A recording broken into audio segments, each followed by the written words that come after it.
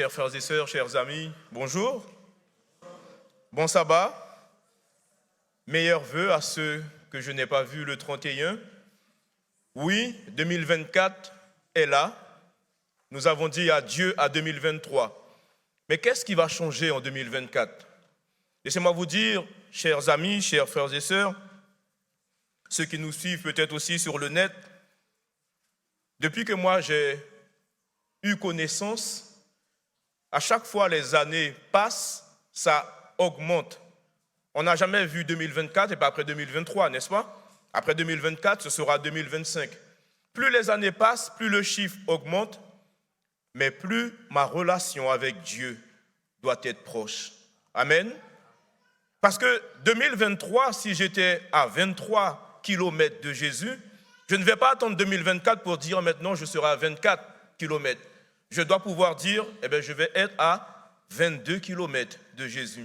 Chaque année qui passe, ma relation avec Dieu doit être plus intense. Amen. Alors oui, Mondine a parlé avec les enfants de ses résolutions. C'est bien beau d'avoir des résolutions, surtout en tant qu'enfant, de se dire, moi, je veux apprendre à faire les lacets. Mais je sais que les adultes, nos résolutions vont au-delà de faire des lacets. Nous voulons même faire des nœuds papillons. Moi, chaque année, je dis que je dois apprendre à faire une cravate. Et chaque fois que mon épouse part, je lui laisse même 10-15 cravates à faire. Vous voyez, parce qu'on a beau avoir de belles résolutions, mais on ne les tient jamais. Et je vais sur Internet, je vais sur TikTok, je vais sur YouTube pour voir comment faire une cravate. Après, je me dis, mais ton épouse est là. Pourquoi tu as besoin de chercher à faire la cravate? Oui, ça vous fait rire. Mais combien de fois nous avons eu de belles résolutions en 2020, 21, 22, 23? Seigneur, je veux que cette année, qu'il y ait beaucoup plus d'amour à l'Église. Mais qu'est-ce que je donne, moi, en matière d'amour? Seigneur, je veux que cette année, qu'il y ait beaucoup plus d'unité à l'Église. Je veux vraiment me focaliser sur tout ce qui est parole de Dieu. Et je passe mes journées entières sur les réseaux. Je suis sur YouTube matin, midi, soir, je me nourris que de ça. Alors je ne suis pas en train de pointer du doigt qui que ce soit, parce que je crois que les réseaux sociaux, c'est une belle chose si on les utilise à bon escient.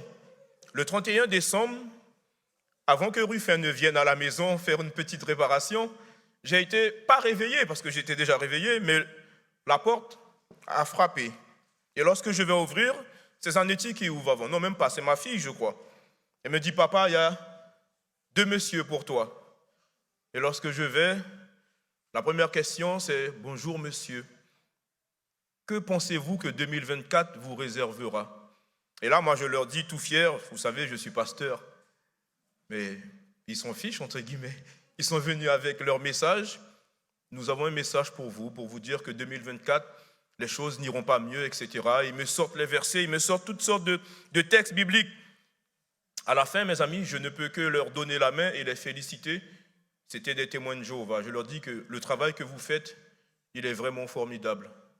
Parce que en cette fin d'année, faire tout le quartier où je suis et dire à ceux qui veulent l'entendre, parce que j'imagine qu'il y a certains qui ont dû fermer la porte à leur nez, mais que Jésus revient bientôt et que 2024 ne sera pas mieux, je me dis que nous, adventistes du 7e jour, c'est ce que nous devons faire. Pourquoi je dis ça? Parce que souvent nous entendons des bruits de guerre. Et laissez-moi vous dire, la parole de Dieu le dit, il n'y aura rien de nouveau sous le soleil. Ce qui s'est passé en 2023, mes amis, c'est ce que nous allons voir encore en 2024. Oui, pas plus tard que cette semaine, vous avez dû entendre la fusillade aux États-Unis. Mais chaque année, est-ce que nous n'avons pas une fusillade aux États-Unis? C'est presque chaque année que nous... Si une année, il n'y en a pas, on est même surpris de se dire, oh, il n'y a pas eu quelqu'un qui a été faire une fusillade? Non, mais c'est vrai, avec mon fils, on disait, mais c'est chaque année. Chaque année, vous allez entendre des bruits de guerre. Chaque année, vous allez entendre une épidémie. Vous allez entendre une catastrophe naturelle.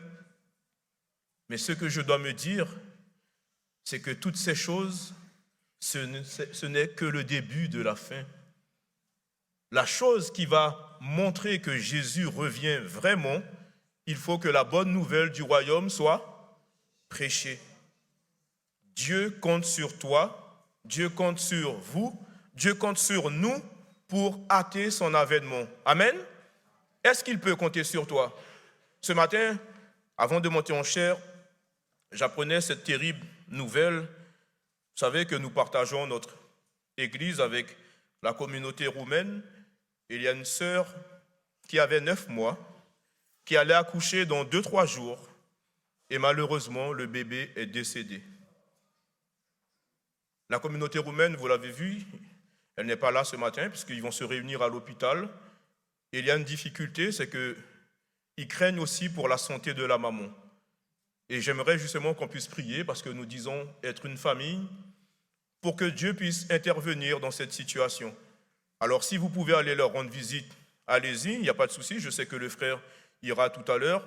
Mais c'est une nouvelle qui est triste parce qu'on se dit qu'on n'aime pas entendre cela lorsqu'on change d'année, lorsqu'on commence l'année. Mais pour vous montrer qu'il n'y a rien de nouveau, mes amis, sous le soleil. L'ennemi est là, il fait son travail, silencieusement mais sûrement. Mais nous, en tant qu'enfants de Dieu, nous devons redoubler d'efforts et être attachés à Jésus. Alors oui, il y a un temps pour toutes choses, n'est-ce pas? Il y a un temps pour rire, comme il y a un temps pour pleurer. Il y a un temps pour chanter, comme il y a parfois aussi un temps pour se taire. Et ce matin, moi j'aimerais qu'on puisse prendre ce psaume, puisqu'on parle de psaume au cours de ce trimestre. Le psaume 139, verset 23 dit « Sonde-moi, ô Dieu, et connais mon cœur. Éprouve-moi et connais mes pensées. Regarde si je suis sur une mauvaise voie et conduis-moi sur la voie de l'éternité. » Ce matin, je ne sais pas sur quelle voie que tu es. Je ne sais pas sur quelle voie que nous sommes. Mais ce que j'aimerais nous encourager, c'est de dire à Dieu, Seigneur, si je ne suis pas sur la bonne voie, mets-moi sur la voie de l'éternité. Amen. Cette année, mes amis, il y a beaucoup de défis qui nous attendent. Mais j'aimerais vous dire deux choses. Deux choses qui sont très, très, très importantes. Ce matin, dans la classe avec les jeunes, j'entendais beaucoup certains qui parlaient de « oui, nous avons des partiels » et ils demandaient d'ouvrir, d'éclairer, n'est-ce pas? Ça vous fait rire, d'éclairer notre esprit, notre intelligence. Mais laissez-moi vous dire une chose. Je n'ai jamais vu quelqu'un mettre Dieu à la première place et terminer dernier. Si je mets Dieu à la première place, je suis assuré que Dieu marchera avec moi. Je ne dis pas que vous allez terminer premier, parce que pour Dieu, ce n'est pas ça le classement. Mais ne sous-estimez pas la priorité que vous allez donner à Dieu dans vos vies. Et parfois, nous disons, mais Seigneur, tu vois, Seigneur, j'aurais bien aimé venir à la réunion de prière, mais tu vois que demain, j'ai ce devoir à rendre. Si j'organise ma vie autour de la prière, alors ma vie sera une vie d'exploit. Mais si je veux organiser ma vie et après dire, Seigneur, là il y a une petite place, ouais je peux venir. Si le train n'est pas en retard, je vais venir. Non. Dieu d'abord et le reste après. Faites-en l'expérience. Et l'année prochaine, même pas cette année, 31 décembre 2024, vous serez nombreux à témoigner pour dire, pasteur, chers frères et sœurs, je l'ai expérimenté. J'ai mis Dieu d'abord et les résultats étaient magnifiques. Amen. Lorsque je mets Dieu d'abord, même lorsqu'il y a la maladie, je suis assez conscient parce que Dieu me dit, ma grâce te suffit. Parce que j'ai mis Dieu d'abord. Mais si je n'avais pas mis Dieu d'abord, j'allais me lamenter pour dire, mais Seigneur, je ne comprends pas. Ça fait des années que je te prie. Lorsque je mets Dieu d'abord, même lorsque le travail ne vient pas, je dis, l'Éternel est mon berger, je ne manquerai de rien. Lorsque je mets Dieu d'abord, même lorsque je suis dans la vallée de l'ombre de la mort, je n'ai rien à craindre parce que Dieu est avec moi. Faites-en l'expérience, mes amis, et vous verrez que ce sera quelque chose de formidable.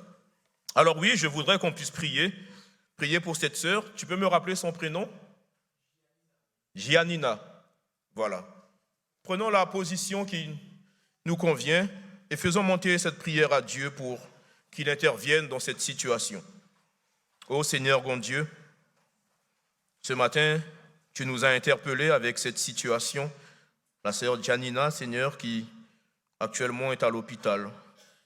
Oui, c'est quelque chose de terrible parce qu'elle a perdu ce bébé qui était en elle. Elle avait peut-être tout prévu déjà, Seigneur, parce qu'elle devait accoucher dans quelques jours.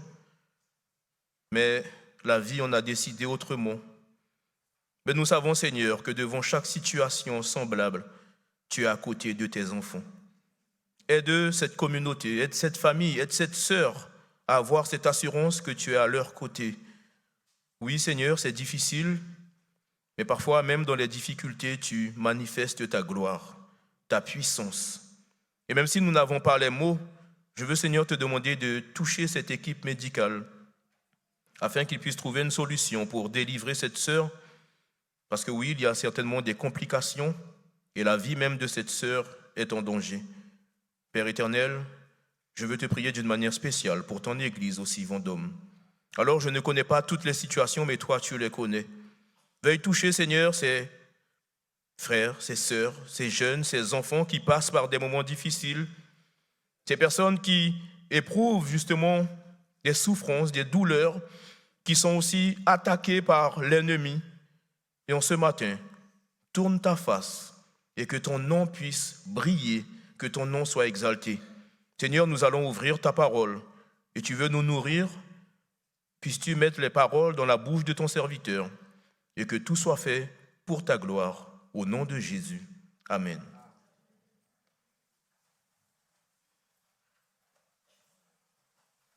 Certainement, cette histoire, vous la connaissez. C'est l'histoire d'un enfant qui va voir son grand-père. Vous savez, un enfant a toujours de bonnes questions et des questions qui parfois nous interpellent. Il va voir son grand-père en disant « Papy, est-ce que tu peux me dire qu'est-ce que l'homme? C'est quoi un homme ?» Alors son grand-père, tout surpris par cette question, aurait pu dire « Mais c'est moi l'homme ». Son grand-père l'emmène vers les montagnes et lui parle justement de territoires immenses et inconnus. Et dans ces montagnes, son grand-père lui montre des loups. Il lui raconte l'histoire de deux loups. Le loup noir.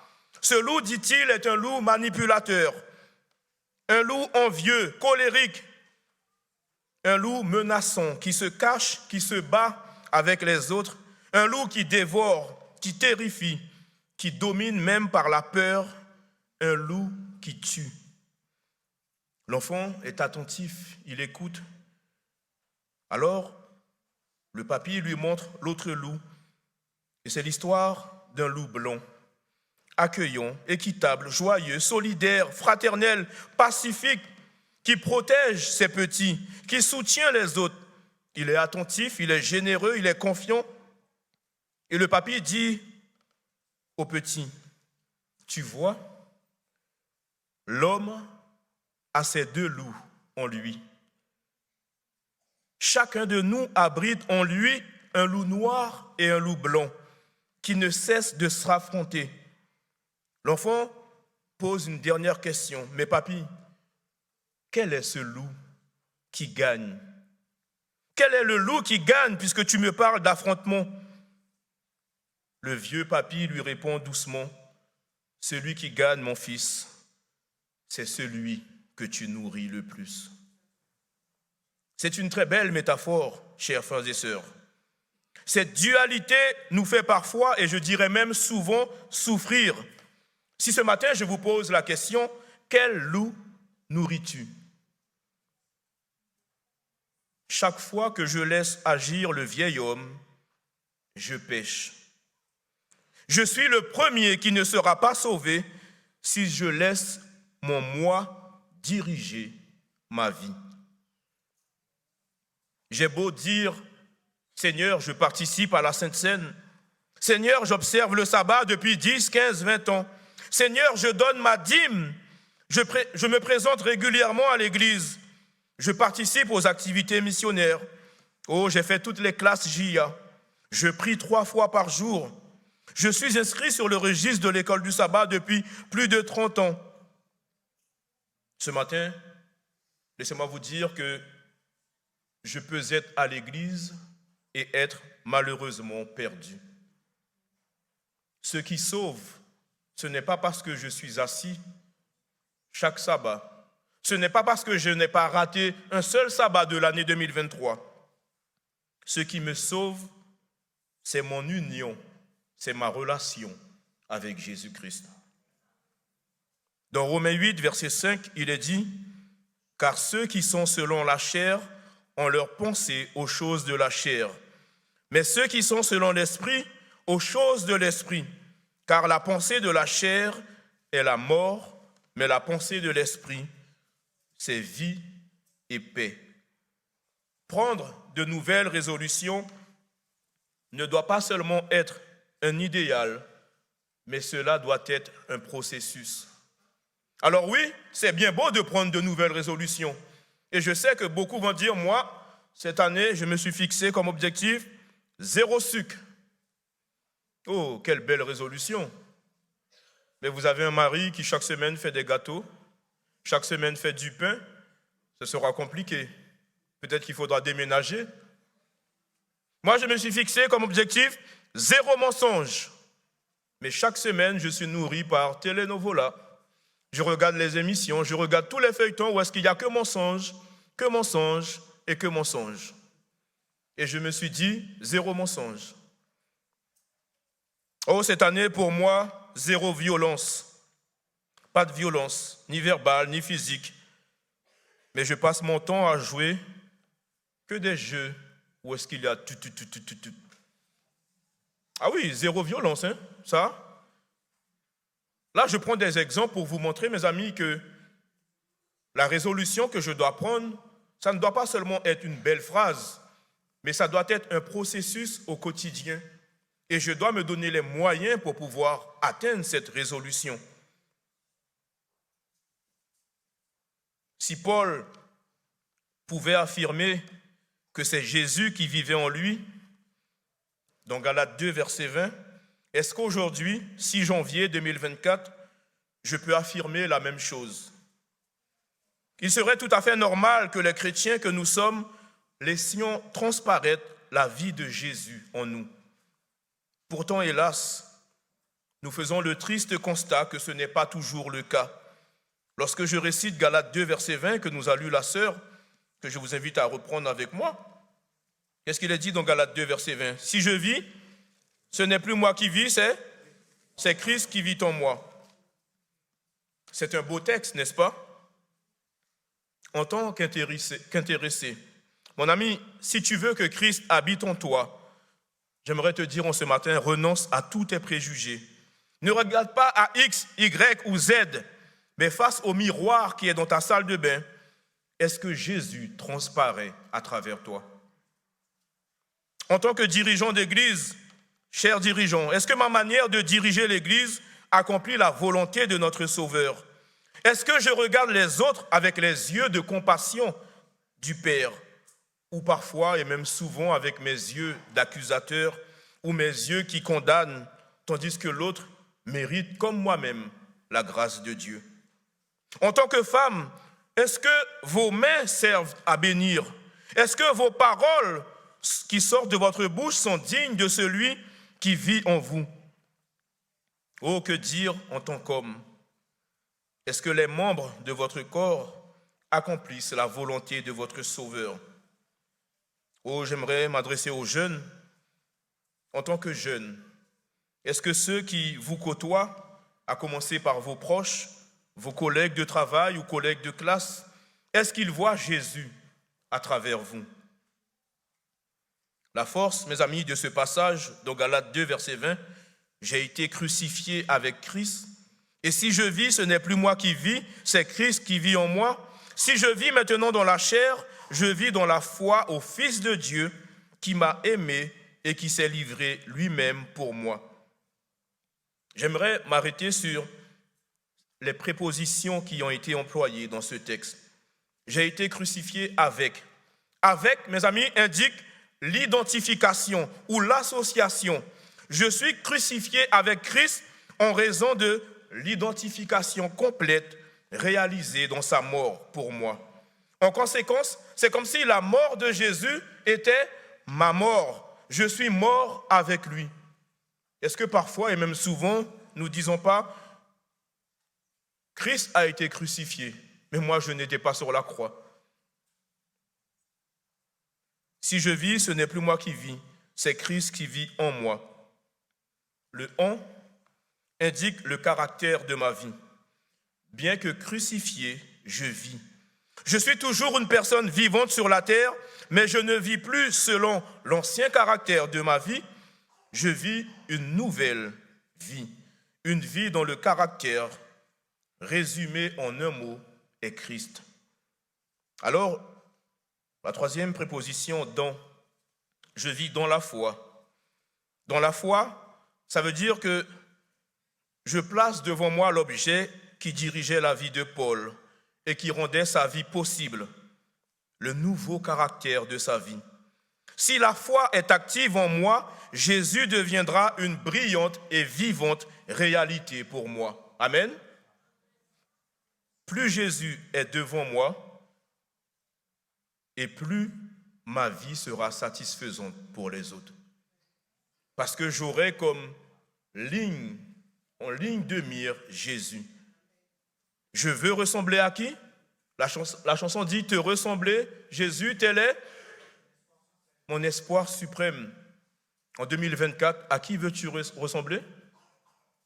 À Jésus? Au plus grand joueur de basket?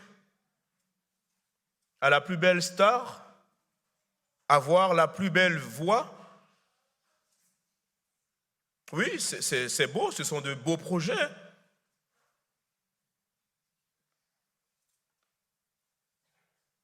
Je peux résumer ce verset de la manière suivante. Mon cœur est rempli de l'amour du Fils de Dieu qui est mort pour moi. Non seulement j'ai compris mon identification avec Christ dans sa mort, mais j'ai accepté de tout cœur tout ce que cette mort implique. Dans le Fils de Dieu élevé dans la gloire, j'ai trouvé l'objet qui satisfait mon cœur. Par conséquent, la sentence de mort s'applique à tous ceux que je suis par nature. Et Christ vit en moi et caractérise ma vie. Oh, ce matin, la question que chacun doit se poser aujourd'hui n'est peut-être pas combien de péchés est-ce que j'ai commis en 2023, ni quel a été mon plus grand problème en 2023, mais qu'est-ce que j'ai fait de Jésus en 2023? Qu'as-tu fait de Jésus depuis que tu es né? Quelle place Jésus occupe-t-il dans ta vie en ce matin? 2024 ne sera pas mieux, mes amis.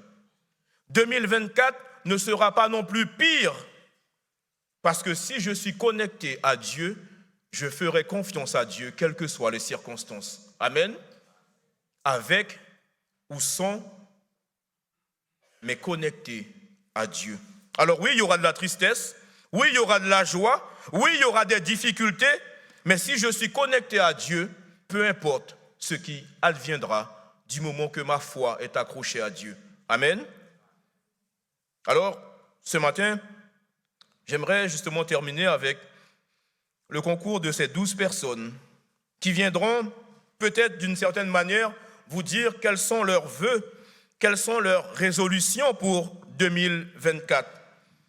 Et si nous laissons vivre Christ en nous en 2024, voilà ce qui peut se passer. Soyez attentifs et vous allez voir 12 personnes qui vont vous dire, en laissant Christ habiter dans leur vie en 2024, voilà ce qui peut arriver. Nous allons commencer avec Eddie, qui est là-bas.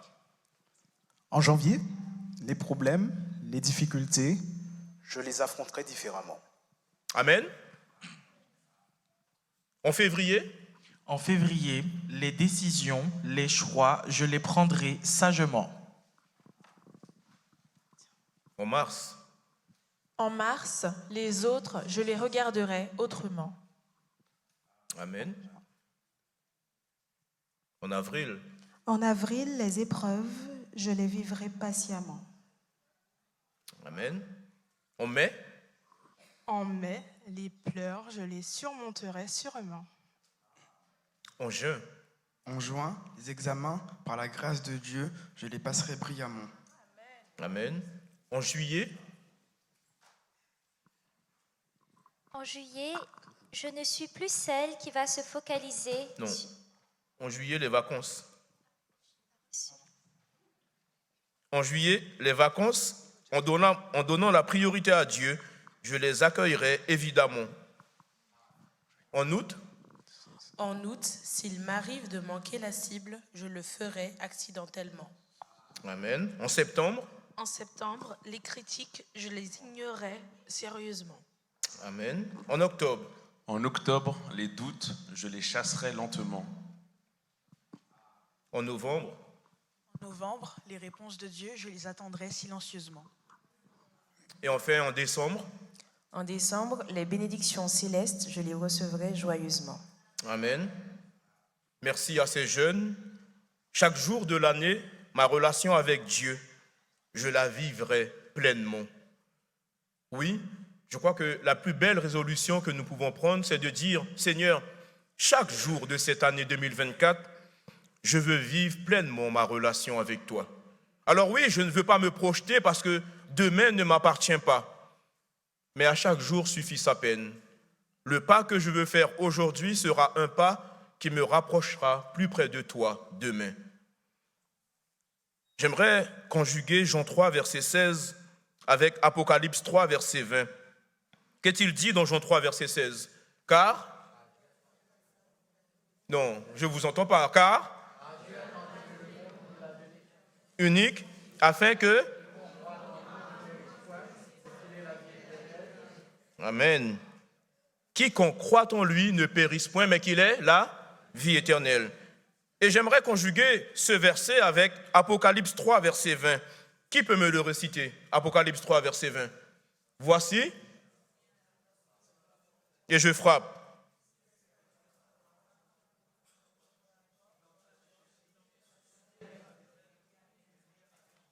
Merci. Mes amis, si je vous dis qu'en ce matin que l'essentiel pour chacun d'entre nous est de savoir que Jésus se tient à la porte de notre cœur. Jésus est en train de frapper. Hier soir, je suis allé voir un voisin et j'ai frappé à sa porte. Il ne m'a pas entendu, donc je n'ai pas pu rentrer. Mais moi, j'ai entendu les enfants qui ricanaient et après être restés pendant 5 minutes en train de frapper, je ne sais pas si, frère Georges, tu m'entends derrière? Un petit peu. Donc j'ai décidé de partir. J'ai dit non, il ne m'entend pas et j'entends les enfants, je pars. En partant, je passe devant sa cuisine et je le vois tout souriant en train de faire son repas. Là, je frappe sur la fenêtre de la cuisine. Et il me voit, il me dit, rentre Xavier. Désolé, mais... Et il m'a fait vivre l'expérience. Il m'a dit, rentre, viens dans la cuisine. Et lui, il a été frappé parce qu'il m'a dit, peut-être que tu penses qu'on ne voulait pas t'ouvrir. Et il a frappé, je vous assure qu'on n'entendait pas. Il avait la hotte de la cuisine qui était en marche et ça faisait un bruit infernal et c'était impossible. Pourquoi je vous raconte ça?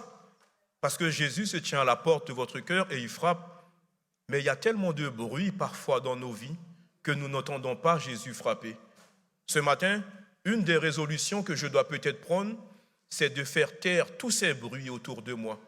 Combien de fois Jésus vient frapper à la porte? Non, ma sœur, ne fais pas ça. Mais non, ma sœur, n'aie pas cette attitude. Mais je suis tellement remonté que je dis, ah, alors là, ce frère-là, ou cette sœur-là, ou... Non, je n'entends pas là, Jésus qui est en train de frapper. Faisons taire tous les bruits qui sont autour de nous. Alors oui, il aurait pu dire aux enfants, mais les enfants étaient tout joyeux en train de dessiner. Mais vous avez compris, les bruits que je dois faire taire, parfois ce sont des bruits qui sortent même de moi. Mon ami, Jésus se tient à la porte de ton foyer et il frappe. Ma sœur, Jésus se tient à la porte de ton cœur et il est en train de frapper. Mon frère, Jésus se tient à la porte de ta vie et il frappe. Prendre des résolutions en début d'année, c'est une bonne chose. Mais laissez-moi vous dire que ça ne suffit pas. Il est nécessaire de changer nos habitudes et de développer de nouvelles attitudes. Alors oui, parfois je prends des résolutions, mais si je ne change pas mes habitudes, comment est-ce que je peux? Habitude de prière. Oui, à chaque fois que je passe à table, je dis Seigneur, bénis ce repas. Et ça suffit. Réunion de prière le mardi, En plus, en hybride en 2024. C'est-à-dire vous avez le choix. Si vous êtes sur Lyon en train de faire vos courses, ne rentrez pas à la maison pour vous mettre sur Zoom. La sœur vous attend. Mais si vous êtes à la maison, ne mettez pas le match, mettez pause. Maintenant, avec la technologie, on peut mettre pause. Ne regardez pas le feuilleton, mettez pause. Et ceux qui l'ont vécu mardi, juste 1 heure, on ne va pas prendre plus. Tournez votre vie autour de la prière, mes amis. Et non pas vouloir tourner et dire, Seigneur, est-ce qu'il y a un petit temps pour que je glisse une prière? Habitude de lecture de la Bible. Est-ce que j'ouvre la parole de Dieu seulement le sabbat matin lorsqu'il y a l'étude de la leçon? Tout comme je dois réviser pour mes partiels, tout comme je dois réviser pour mes examens. Est-ce que je me suis donné comme objectif de ne pas passer une journée sans lire un psaume? De ne pas passer une journée, aujourd'hui nous avons maintenant les écrits d'Ellen White sur le portable. Est-ce que ça, c'est une habitude que je peux prendre? Habitude d'une relation d'écoute avec Dieu. Aujourd'hui, nous écoutons tout et n'importe quoi sur YouTube. On est connecté sur tout. Même là, je suis en train de vous parler, mais il y a certains qui parlent aussi sur YouTube et qui font des églises de maison. Et parfois, lorsque nous ne sommes pas bien nourris, oh, le message du pasteur manquait un peu de sel. Laisse-moi aller sur YouTube. Hein. Là, la louange est vivante. La sœur Audrey était toute seule, elle n'avait même pas sa toge. Il manquait quelque chose. Alors je vais sur Vivo, je vais sur Église ceci, Église cela. Et là, je suis en transe. Parce que c'est ça que j'aime. On écoute tout et n'importe quoi aujourd'hui. Habitude de gérer sagement son temps. Une journée est composée de 24 heures. Oui, il y a 8 heures pour dormir, il y a 8 heures peut-être pour travailler. Mais qu'est-ce que j'ai fait des autres? Qu'est-ce que je fais de ce temps après? Est-ce que je passe, serait-ce un coup de fil pour dire, ma sœur, je ne t'ai pas vu au cours de cette semaine. Je ne t'ai pas vu sabbat dernier. Qu'est-ce qui se passe? Oh non. Si je passe un coup de fil, ce serait plutôt pour dire, j'ai vu la sœur Stéphanie, elle est venue avec une robe. Mes amis, je ne te dis pas, mon frère. Et là, on essaye de faire bouche comme ça. Ça va partir en boucle. Tu n'as pas vu le frère lorsqu'il a parlé? Au lieu de dire le, il a dit là. Et ça part. Il avait qu'à mettre la chose au pluriel et c'était fini. Et on passe nos journées comme ça. Habitude de gérer efficacement nos biens. Dieu nous a tellement bénis, mais nous disons, Seigneur, c'est à la sueur de mon front que j'ai gagné ça. Oh, je le disais cette semaine, bien souvent, et pendant que pasteur Anani était là, on disait que ouais, les pasteurs aujourd'hui n'aiment pas banane, avocat. Mais laissez-moi vous dire, si vous m'emmenez banane, avocat, moi je vais prendre. Hein. Parce que ce n'est pas à moi que vous donnez la dîme, c'est au Seigneur. Mais emmenez-moi les bananes, avocats, mangue, tout ce que vous voulez. Quand je gère bien ce que Dieu m'a confié, ce n'est pas à l'église de Vendôme que je donne. Ce n'est pas au pasteur que je donne, mais je donne à Dieu. Donc si vous voulez avoir un crédit vis-à-vis de Dieu, libre à vous. Mais sachez que ce n'est pas au pasteur. Mais amenez les bananes, je veux bien. Habitude de mettre nos talents au service de Dieu. Moi, le premier sabbat que je suis arrivé ici, je l'ai dit, l'église de Vendôme est une église remplie de talents. Mais est-ce que je veux le mettre au service de Dieu? Est-ce qu'en 2024, je vais me dire, Seigneur, ce talent-là que tu m'as confié, j'arrête de le mettre sous la table. J'arrête juste de dire que je l'ai et je ne le mets pas à ton service. Chaque sabbat, on aurait pu avoir quelqu'un de différent pour prêcher. Chaque sabbat, on aurait pu avoir quelqu'un de différent pour faire quelque chose. Lorsque je vous regarde là, tous nous avons reçu un talent, n'est-ce pas? Tous. Mais est-ce que je veux le développer pour la gloire de Dieu? C'est là le problème. Habitude de prendre soin du temple du Saint-Esprit. Oui. Notre corps, c'est le temple du Saint-Esprit. Alors parfois on dit, moi je ne bois pas, je ne fume pas, je ne prends pas de drogue, et on se dit, c'est bien, ça suffit. Mais combien de kilos de sucre qu'il y a dans le corps? Combien de choses que je fais qui malmènent mon corps? Ce matin, pour terminer, ces 12 mêmes personnes qui nous ont présenté leur résolution pour 2024 vont nous dire que lorsqu'ils adoptent ce style de vie, voilà comment ils deviennent. Et nous allons terminer ensuite avec le texte qui se trouve dans Philippiens 4, versets 6 à 8. Zanetti, c'est à toi. Je ne suis plus juste un membre d'église, mais un disciple du Christ. Amen. Quand j'adopte ce style de vie, où est-ce que je donne la priorité à Dieu, voilà ce que je deviens. James Lay. Je ne suis plus un consommateur du sabbat, mais un chrétien engagé. Amen. Erika. Je ne suis plus une personne qui se laisse emporter par tout vent de doctrine, mais je deviens une fervente étudiante enracinée dans la parole de Dieu. Amen. Michael. Je ne suis plus esclave du péché, mais un pécheur racheté, justifié et sauvé par le sang de l'agneau. Amen. Lorraine. Je ne suis plus une jeune qui se laisse influencer par les autres, mais une jeune qui, par mon témoignage, influence mon entourage à savoir qui est ce Jésus que je dis être ma priorité. Amen. Oui. Je ne suis plus celle qui compte sur la chance pour réussir, mais je compte sur la grâce de Dieu qui m'a dotée de talents et je l'utilise pleinement à sa gloire. Amen. Gladys. Je ne suis plus une femme, une mère, une sœur, une amie qui se soucie des affaires de la vie, mais je choisis la bonne part, celle qui ne me sera pas ôtée, car passer du temps aux pieds de Jésus vaut mieux que tout ce que le monde peut me proposer. Amen. Eddie. Je ne suis plus un homme, un père, un frère, un ami qui cherche à gagner le monde par la convoitise de la chair, la convoitise des yeux et ou l'orgueil de la vie, mais je cherche avant tout à ce que la volonté de Dieu se fasse dans ma vie. Amen. Keren.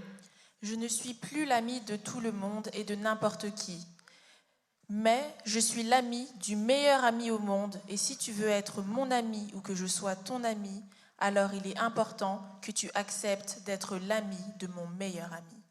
Amen. Stéphanie. Je ne suis plus une malédiction pour les autres, mais puisque Dieu m'a couverte de ses bienfaits, je suis une bénédiction pour toutes les personnes que je rencontre. Amen. Anaïs. Je ne suis plus un dirigeant qui cherche à abuser de son pouvoir, mais je suis un dirigeant au service des autres. Amen. Enfin, on termine avec Elodie. Je ne suis plus celle qui va se focaliser sur ce qui mobilise mon esprit en permanence et dévore mon temps, mais je serai celle qui va tout faire pour avoir l'esprit clair, pour entendre la voix de Dieu et me rapprocher de lui. Amen. Alors, à la question, chers frères et sœurs, chers amis, qu'est-ce que l'année 2024 va apporter? Je vous laisserai avec une autre question. Quelle attitude adopter pour que, quoi qu'il arrive en 2024, je reste attaché, accroché à Jésus? Quelle pratique adopter? Quel état d'esprit devrait nous habiter afin que, quoi qu'il arrive en 2024, nous puissions faire face? Oh, je reste persuadé que la réponse ne se trouve pas à travers ce qui se passe autour de nous, mais la réponse se trouve en nous. Et notre texte, dans Philippiens 4, versets 6 et 8, résume parfaitement tout cela. Philippiens 4, 6 et 8 nous dit, pour terminer, ne vous inquiétez de rien. 2024, il y aura des surprises. Mais en toute chose, faites connaître vos besoins à Dieu par des prières et des supplications, avec des actions de grâce, et la paix de Dieu, qui surpasse toute intelligence, gardera vos cœurs et vos pensées en Jésus-Christ. Au reste, frères, amis de Vendôme, chers frères et sœurs de Vendôme, que tout ce qui est vrai, tout ce qui est honorable, tout ce qui est juste, tout ce qui est pur, tout ce qui est aimable, tout ce qui mérite l'approbation, ce qui est vertueux et digne de louange, soit l'objet de nos pensées. Que Dieu vous bénisse. Amen.